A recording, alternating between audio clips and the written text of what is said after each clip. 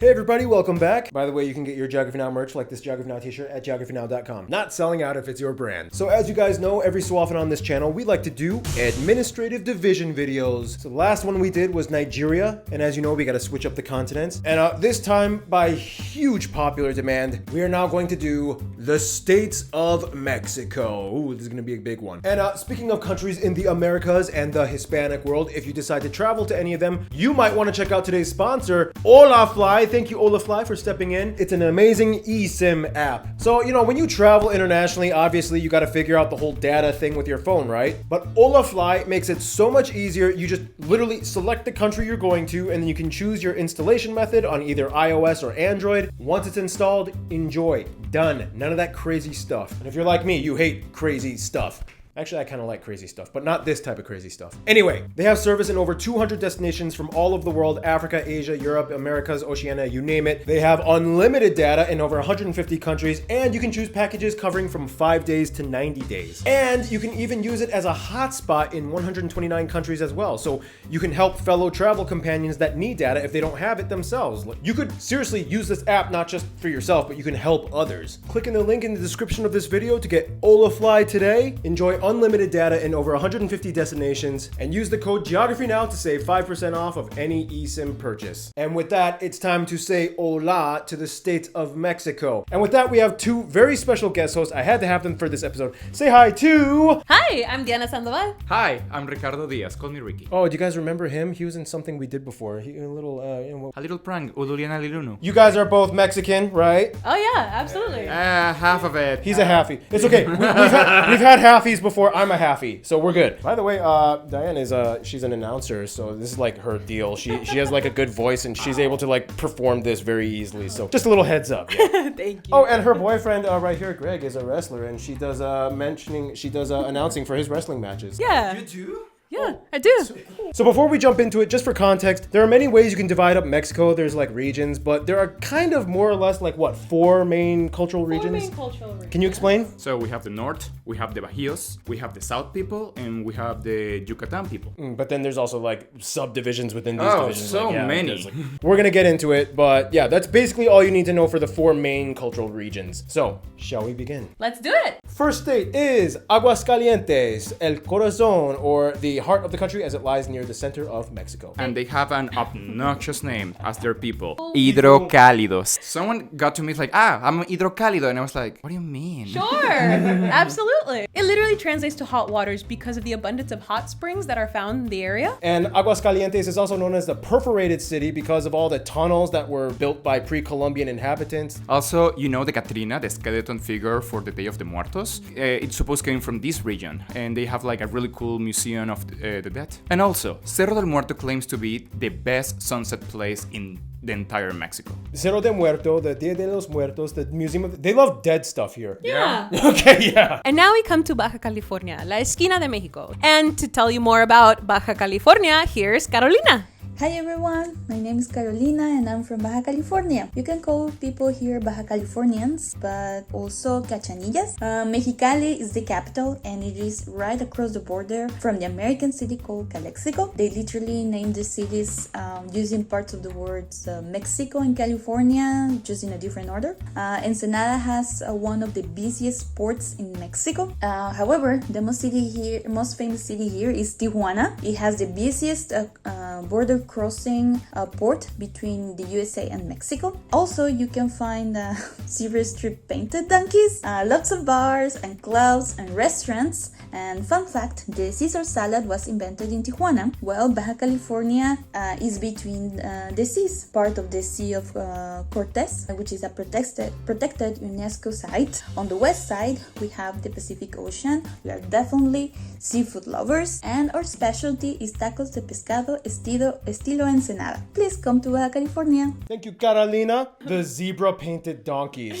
I don't know why they do that. That's in Tijuana. Don't mess with the sunkies. Alright, now, Baja California Sur. The capital is La Paz, but everyone knows about Los Cabos and Lucas. And to tell us a little bit more about this, Alejandro. Hi everyone, I'm Alejandro from Baja California Sur. Our state was founded in 1974 when the government decided to split the peninsula, the Baja California Peninsula, into two states. The state is also the second least populated in Mexico and the least densely populated. And as you can probably guess, the state is surrounded by water, which makes the state hold the longest coastline for any state in Mexico. And it's also home to several islands, the most notable being probably the Isla del Espíritu Santo and Isla Partida. Many of you may know the state for Cabo San Lucas, especially the Americans, the spring break parties and its nightlife, and the Arco, which is a rock formation. We're gatekeepers of the Sea of Cortez, also known as the Aquarium of the World, being one of the places with the highest diversity of marine wildlife in the planet. The state also has cave paintings of the Sierra de San Francisco, so in the end, there's always something to discover in this beautiful state. Thank you.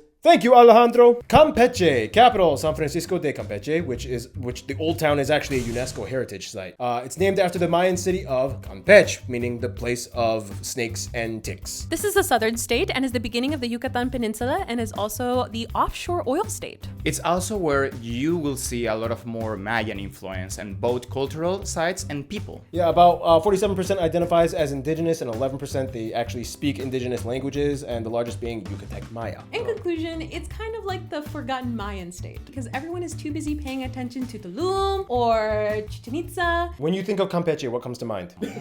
That's a good question. Mexico. It's in Mexico.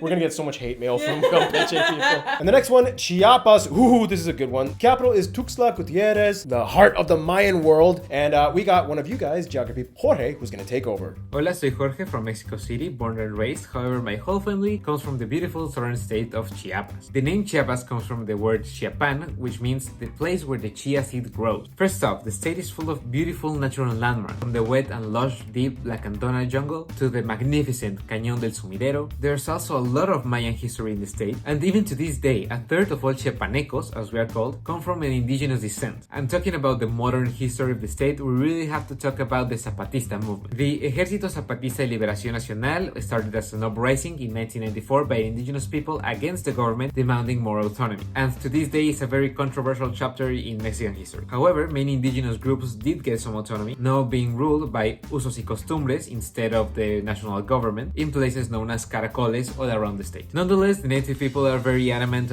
on preserving their culture and their language, as well as many customs that have existed for centuries. Finally, let's talk about the delicious fruit from Chiapas. You can tell a dish is probably from the state if it contains chipilín or hoja santa, which are local plants. There's also a traditional drink of Tlaxcalate and asado coleto from San Cristobal de las Casas. My grandma makes a really good asado coleto. Adios! Adios! And now Chihuahua, capital city Chihuahua. The largest city is Ciudad Juárez, named after the Nahuatl word Chihuacha, meaning dry sandy place. And our friend is gonna tell you more about the place. Hello, this is Ivan from Chihuahua, and I know what you're thinking. Yes, that's Chihuahua, just like the dogs. Yes, they are named that because they are from this region, but ironically enough, Chihuahua is actually the largest state by area in Mexico. We share the second busiest land border crossing between the US and Mexico, between Ciudad Juárez and El Paso, Texas. Not a lot of people know this, but from 1864 to 1866 we were the capital of Mexico. Also, to address this, Juárez is the place where the infamous cartel war between Juárez cartel and Sinaloa cartel took place. The government kind of got in, it kind of cooled things down, but these days it's something we don't really like talking about. Moving on. Although we do have a lot of touristic attraction, the most common, the most famous are the Cooper Canyon, which is the greatest canyon in the Americas. People within Mexico usually refer to us as being rancheros, which is pretty much like the combination of an old west cowboy, farming ranch lifestyle. It is oddly common to run into farming animals within the city limits, so yeah, I guess we deserve that title. And we're also well known for making cheese, especially the Mennonites. We even have a Chihuahua shaped cheese, and I guess that's the best way to sum it up.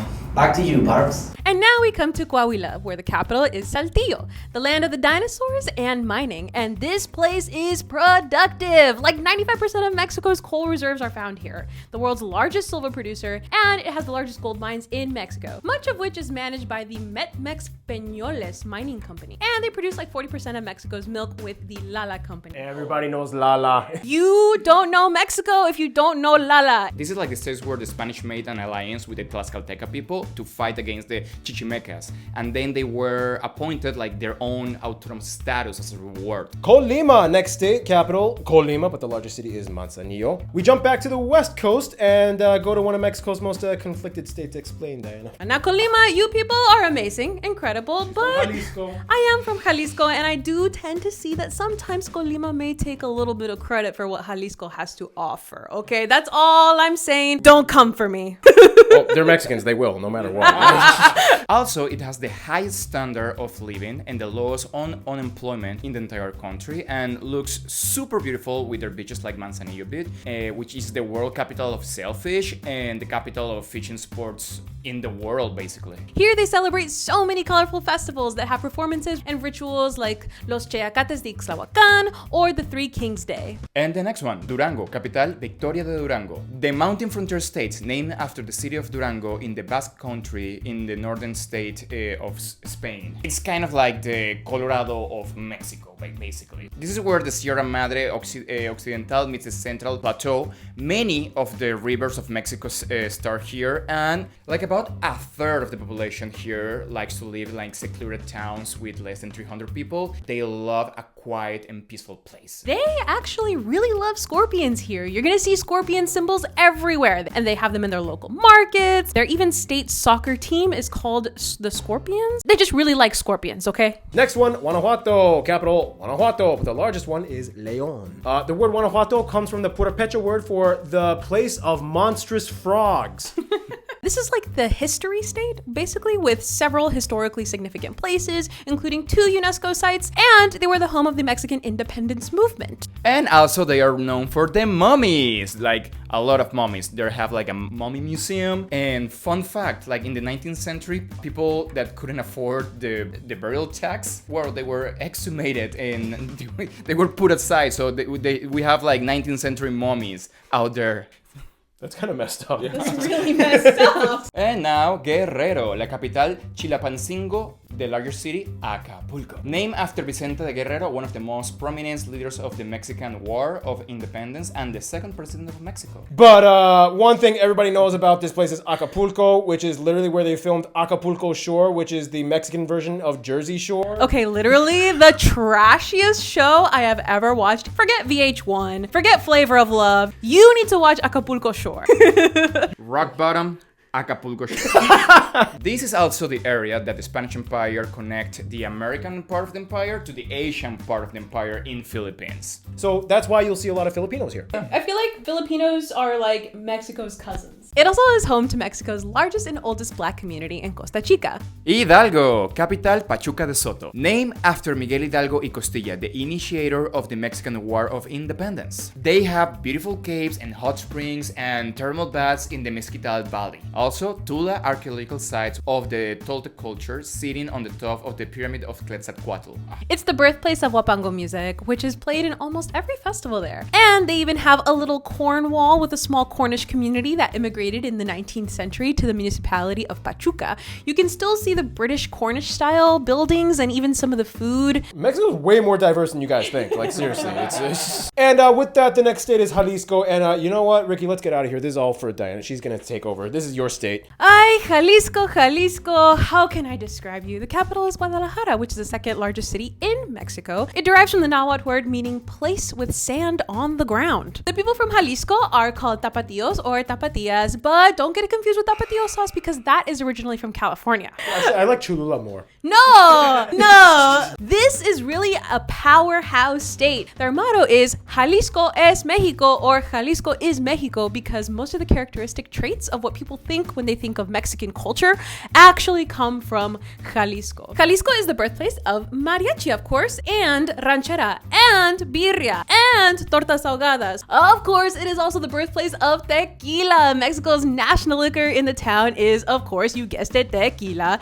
And it is so famous that it is even a UNESCO heritage site. It does have Mexico's largest freshwater lake, Lake Chapala, and Puerto Vallarta, which is like the Cancun for Americans on the West Coast. I love that place. You sound like Miss Mojo. Stop! No, You kind of do, actually.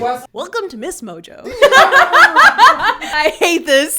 No. Okay, so the next one, the state of Mexico. Do not get this confused with Mexico City. And to cover this state, we have one of our subscribers take it away. Hey guys, I'm Gerardo and I'm here to explain some things about Mexico State in Mexico. First of all, it's kind of like Mexico City's sidekick. Much of what happens in the state is tied to the capital. Now, the name Mexico, or Mexico, actually comes from the Mexica people, who are part of the broader Nahua people group. By the way, in order to distinguish someone from the state rather than a general Mexican, we use the word Mexiquense instead of Mexicana or Mexicano. With about 17 million people in 2024, Mexico State is both the most populated and the most densely populated state in Mexico, with its largest city, Ecatepec de Morelos, being basically just the northern section of Mexico City that is, however, not incorporated into the rest of the city. This was basically the core of the Aztec Empire, so of course you'll see a bunch of Aztec influence and historical sites. Famous for so many sites, such as the ruins of Teotihuacan, the nest of Quetzalcoatl, or the statue of Cristo Rey. They're famous for their green chorizo and barbacoa. Metepec is a city of artisans, famous for its ceramics. And the Mazahua region has a lot of native villages where you can find crafts and so on. Thank you. So this next one, Mexico City, it is in itself its own capital, and it's the capital of the whole country. Here we are, the capital of the country, the second largest city in all of the Americas. They just got beaten by Sao Paulo, Brazil. You guys, you're number 2 now. Side note, people here are called Chilangos. So in 2016, they shifted their administrative status from a federal district to autonomous city, granting themselves more rules. So yeah, you guys don't say Distrito Federal anymore. Yeah, I always say DF just because that's what comes to my mind. But yeah, people don't say that anymore, I guess. Not anymore. This whole city is actually the heart of Mexico. It was the capital of the Aztec Empire, built originally by the Mexica people on an island in a lake because according to some ancient legend, one of the gods told them to build on that site where there was a golden eagle eating a rattlesnake while perched on top of a prickly pear cactus, you know, kind of like on the Mexican flag. So basically it means technically the whole city is kind of sinking every year because it was built on a lake bed on soft clay sediments. Mexico City is also the birthplace of lucha libre, of course. My favorite thing in the world, if you don't know by now. If you are going to be a luchador, you have to be certified by the Mexican government? You can wrestle or you can do lucha in Mexico, but if you actually want to wrestle in an arena, you have to take a test and be certified and get this little license. I don't know, it's Mexico. What's your luchador name? At the time it was Rocket. He's literally lucha certified. Michoacan, capital Morelia, and one of our subscribers is gonna take this. Take it away. Actually, she was not free, so I'm gonna have to fill in for her. But that's okay, it's my show, I can kind of do these things. All right, Michoacan. The name is derived from the Nahuatl word meaning the place of the possessors of fish. Fish actually plays an important role here. I mean, historically, a lot of people would fish on the coasts and in the lakes here. Fish, fish, fish. It's a big deal here. Oddly enough, they are also huge on steel production, which doesn't have anything to do with fish, but In any case, the nickname of this place is the soul of Mexico. Now, if the Mexican states were a family, I was told by a lot of you guys that Michoacan is kind of like the brother that has a lot of machismo. Like supposedly I was told machismo was kind of invented here. I don't know. You tell me if that's true. But one common thread that you'll see a lot with Michoacan is the food. Now, I live in LA, we have a lot of Mexicans, and usually if you look around, there are 2 state cuisines that are always highlighted, Oaxaca and Michoacan. And they're very proud of their cuisine. It usually incorporates a lot of native pura pecha ingredients. They do things like churripos and carnitas, which are like slow, tender cooked pork. And you'll always see atol or atole in these restaurants with the sweet corn drink. It's really good. And Michoacan is the largest producer of avocados in the world. So of course, you're gonna see a lot of avocados in their cuisine as well. So next time you see an avocado, just think of Michoacan. Now, Morelos, capital Cuernavaca, the city of the eternal spring, since the weather here is almost always pleasant the entire year round. And one of our subscribers is gonna take this. Take it away. Hello everybody, my name is Diego, and of course I am from the state of Morelos. So Morelos got its name from the independence war, Jose Maria Morelos y Pavón. We have a lot to offer. We have a beautiful mountain range on the northern part of the state. But yeah, some top sites I would recommend is actually our archaeological sites. We have quite some pyramids. Of course, the UNESCO site, Xochicalco, so large you can spend the whole day walking around looking at carved stones of the pyramids. So we have actually a lot of water parks. Have a nice day in the hot weather, swimming and sliding around. Chinelo is a dancer which each year at our local carnival shows up and dances and does the salto del chinelo, the hop of the chinelo. If you look how he dances, it looks like he's just jumping around. We have something called cecina, which is an salted air-dry beef. But yeah, another dish that's maybe more endemic from the region is the huauzontle. Huauzontle is a plant. When you like prep it, soak it, mixed eggs, and then you put on flour and fry it, and you have a very special dish. Finally, Morelos. What do we have to offer to the rest of Mexico? That's of course Emiliano Zapata, one of the biggest characters from the Mexican Revolution. He was part of this big movement. He has this sentence which became the state motto of Morelos, which is Tierra volverá a quienes la trabajan con sus manos. The land will come back to those who work it with their own hands. Boom. Hope you enjoyed it a lot. Thanks a lot. Nayarit, capital Tepic. Basically, this is like Jalisco's more relaxed and chill, fun little brother just up north of the beautiful Rivera. Basically, it's the largest producer of coffee in western Mexico as well. And if you're visiting Puerto Vallarta in Jalisco, you can literally drive there in minutes from the airport. Sayulita. I love Sayulita Beach, man. I want to go back there. So generally, they're famous for their ecotourism and probably the number one spot being the UNESCO inscribed Islas Marietas. I almost went there. It's this really cool island with like a hole that reveals a secret cave that has a secret hidden beach. The spots are limited, so if you miss out, you miss it. I missed it because the weather was bad. Wish I could have gone there.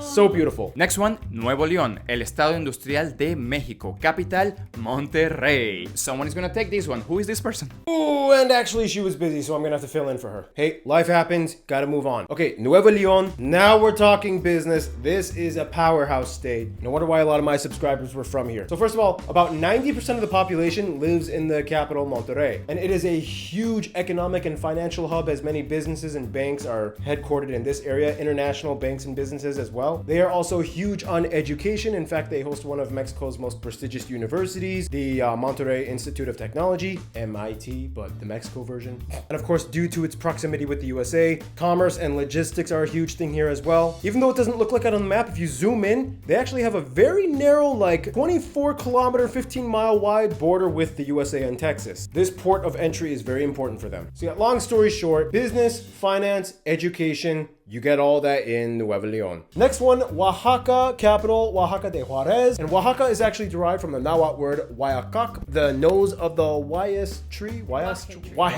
tree. So Oaxaca is the most indigenous state out of all of Mexico. Like about 70% of the population identifies as indigenous and about a third of them actually speak an indigenous language. And all these languages are about half of all the indigenous languages in Mexico. And the largest groups here are the Zapotec and Mixtec peoples. Well, the reason why they've been able to maintain their traditions and language is basically due to the rock terrain and isolated communities that were generally left alone. Basically, if you want a real deep-rooted indigenous Mexican experience, you go to Oaxaca. Okay, so I did a poll on my social medias. I asked all my Mexican subscribers what state has the best food, and a lot of them said Oaxaca. So I don't know. What do you think of that? It's a good one. It's a really good one. It's hard to argue, honestly. So they specialize in a lot of things like mole, tetlas, tlayudas, Oaxaca-style cheese, tamales. Chocolate was originated from Mexico in general, and they do it well over here as well. So it's like, and also they do chapulines, the grasshoppers. I've tried it. It's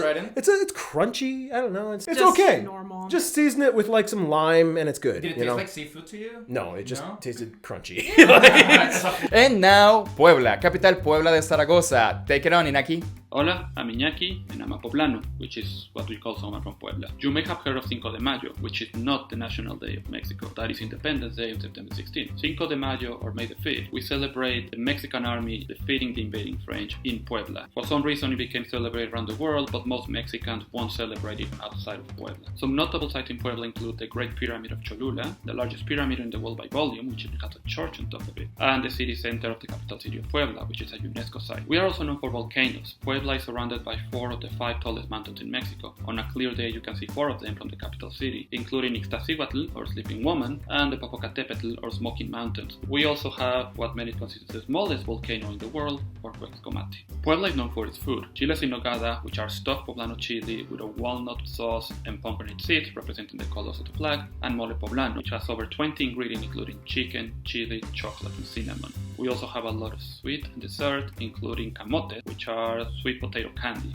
And now we've come to Querétaro, which the capital is Santiago de Querétaro, and we have geography Cesar taking it. Take it away, Cesar. You might have recognized him. He was my co-host in the Mexico episode. Oh! Okay, change of plans. Cesar was actually busy, so I'm gonna have to fill in for him. First of all, the name is most likely derived from the Purépecha word Querétaro, which probably means the place of stones or crags. So historically, this place was kind of like the buffer between the Aztec Empire and the Purépecha Empire, and it was mostly inhabited by Otomi people. So each side was a little hesitant to take over, but then eventually it fell into the Aztecs. Today, the city center is a UNESCO heritage site, and it has a very unique juxtaposition of Baroque architecture with dry, arid, rocky crags in the landscape. So basically, two things dominate this place's industries: wine and aerospace. You go to Querétaro, you're gonna see wineries, you're gonna see wine tours, you're gonna see wine cellars. They love wine here. The second thing, the aerospace industry, believe it or not. So back in 2007, companies like Airbus and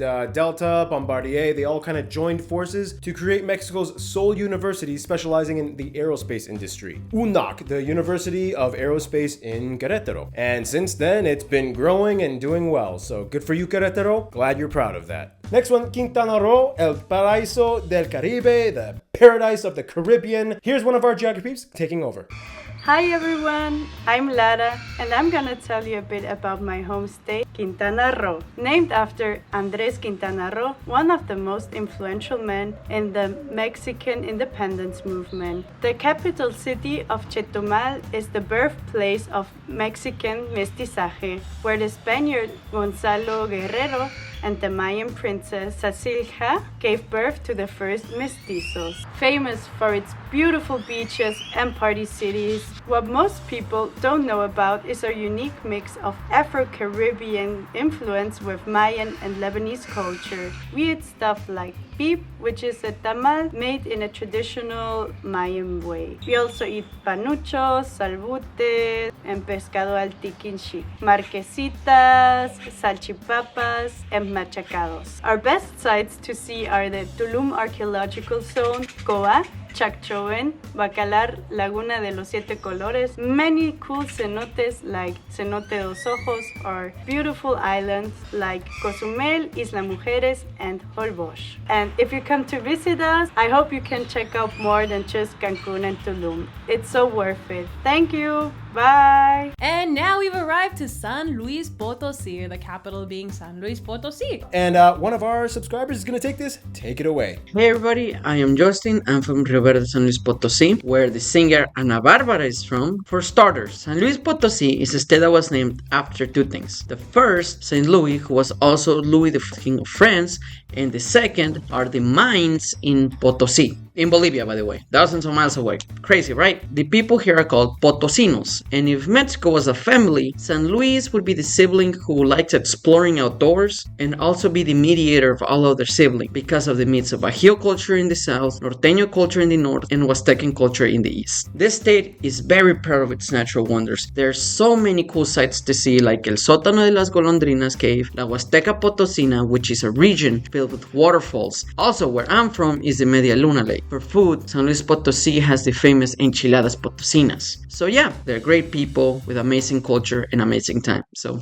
thank you for your time and have a good day. And now, Sinaloa, capital Culiacán Rosales. This state is mostly likely named after the Cuajita word Sinabola, which means dragon fruit. Yes, it is the birthplace of the Sinaloa cartel, hence where the name comes from. Oof. It's not shocking, it's just kind of how things are. You just basically keep your head low, try not to make eye contact, and just mind your business. You'll be fine. But aside from that, Sinaloa is like the beginning of what is considered Mesoamerica, as opposed to Arido America, where the dry kind of sort of desert landscape begins. Lots of famous Mexican actors and musicians have come from this region. Here, especially La Banda y El Norteño, like this type of music. They specialize in seafood, especially el aguachile and the Sinaloa-style sushi. I love aguachiles. And in Mazatlan, you can find people still playing the ancient Mesoamerican ball game here that is called ulama. You know the one with the hips and you... Yeah, that thing, yeah. Next one, Sonora, capital Hermosillo, named after the Opata word Xunuta,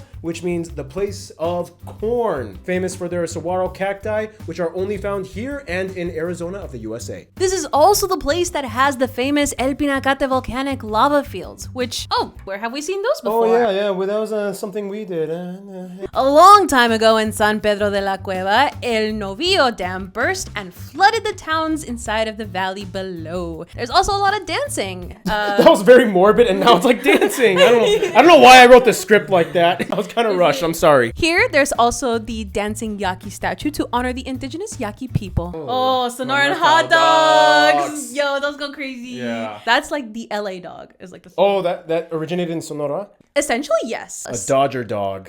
So good. Tabasco, capital Villahermosa, derived from the Nahuatl word Tlapaco, which is the name of the main river in the state. If you're wondering, no, Tabasco sauce actually did not originate from here. That was actually invented in Louisiana in the 1860s, but the sauce used Tabasco peppers. And it was one of the main centers in the ancient Olmec Empire, one of the oldest and first civilizations to have developed in the Americas. Today you can actually find lots of ancient Olmec sites, specifically in the town of La Venta, which was speculated capital and the largest city of Olmec Empire at one point. Otherwise, they grow lots of cacao here and have whitewater rafting. I just Wikipedia'd some stuff. All right, now then we're gonna have to get out of here because the next one is Tamaulipas, and this is Ricky's state. Let's get out of here. So, Tamaulipas, capital Ciudad Victoria. This name derives from the Huasteca name word Tamaulipa, that means the place with high mountains. People from these states are called Tamaulipecos. This is the last norteño state and happens to be my mother's side family state. This is where the Rio Grande River ends with the border on the USA and has a very widespread March Delta. Tamaulipas has one of the largest natural gas fields in Mexico, the Burgos field, so the petrochemical industry is huge in this state. This state shares a lot of what you can consider like the Tex-Mex culture, clothing, music, food, all of that. The most important food are la carne asada, and for the seafood, pescado a la talla, grilled fish basically. Well, finally, let's address the elephant in the room. Yes, this is the home of the Gulf Cartel, and you know what, guys? Yeah, like the other states, is not a big deal right now. It's like just mind your business and Tamaulipas will not come after you. No filter. Next one, Tlaxcala, capital Tlaxcala. We actually have a geography from here. Let's go to them. Hey guys, I'm Fernando and welcome to Tlaxcala. Tlaxcala's name is actually derived from the Nahuatl word Tlaxcayan, meaning place of tortillas or from corn. So, if the states of Mexico were a family, Tlaxcala probably would be the smallest of them all. However, it features a really big history and culture. Tlaxcala is the smallest state of Mexico area-wise, and the joke is that everyone forgets it exists. But hey, it exists. Tlaxcala is basically the state where the Tlaxcaltec people, who were enemies to the Aztecs, allied with the Spanish to fight against the Aztec Empire, and after, they were given protection and autonomy. Today, Tlaxcala is like a hidden gem, filled with ancient sites, like the ruins of Cacaxtla or the Flower Pyramid at Xochitecatl. We're also famous for bullfighting.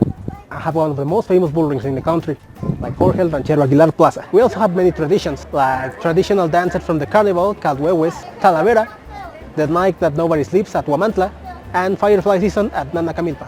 And if you ever visit us, don't forget to try our delicious tacos de canasta. Back to you, Barbs. Crazy, right? Next one, Veracruz. Capital is Jalapa. Little side note, at this point, Ricky and Diana's microphone stopped working, so I just took the audio from my microphone and blasted it up.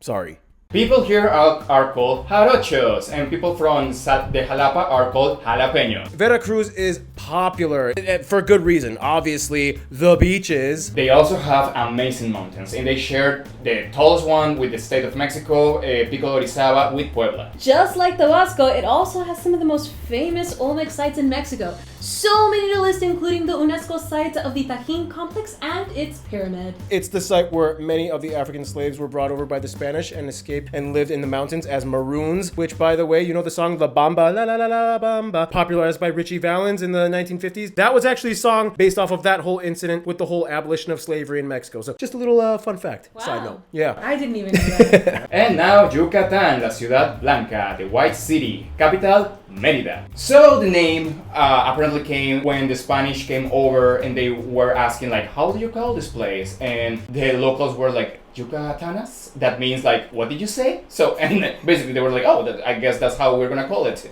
Yucatan. It was a mistake. In any case, this is probably the most Mayan you can get in Mexico. It's home to the second highest percentage of indigenous people. So yes, this is the place where you can find the famous Chichen Itza. You've probably seen pictures of it. The temple of the warriors and Kukulkan, and it was basically the whole biggest like Mayan area that rivaled the Aztecs in the north. Keep in mind here, you might see the flag a lot when it's not officially recognized, but it stands for the Republic of Yucatan, which was used in the 1840s when they briefly had their own republic for just about 7 years. And finally, Zacatecas, capital Zacatecas, same as the state's name. And we have Annabelle, who's going to cover this one for us. Take it away, Annabelle. Hi, my name is Annabelle and I am from Zacatecas. If the states of Mexico were a family, Zacatecas would be the grandfather, always talking about the good old days. The name Zacatecas comes from the Nahuatl word Zacatl and Co, which means people from the place of the zacate, or grass. And the geographical center of Mexico is actually located within the state. Zacatecas is known for its rich mining history. If you drive through the state, you will notice lots and lots of prickly pear cactus. The capital of Zacatecas was the first city in Mexico to be designated a UNESCO heritage site. If you walk through the streets of Zacatecas, you will notice lots of pink stone buildings. Music in the state of Zacatecas is known for its tamborazo, which is a type of banda music which originated in the state. And also lots of famous dishes such as asado de boda. There's also gorditas, which are delicious. Thanks for listening. I hope you learned something new about the state of Zacatecas today and that one day you too can visit. Gracias. Adios. Thank you, Annabelle. Okay, guys, so if Mexico was in the spotlight for the whole world, what would you want the world to know? It's beautiful, rich, it's amazing. Hardworking, industrious, friendliest people in the world, and I just really wish that the whole world would see us that way instead of looking at us like, hey, this is where all the jugs come from. Well, thank you guys so much for just being in this episode. Really appreciate it. I had to have you guys. Thank you so much. Yeah, good to have you guys here again. Oh my goodness, I'm Right. so excited. I love geography now. Hope you guys learned something. Hope you visit Mexico at some point. It's a great country. And until next time, cheers, stay cool, stay tuned.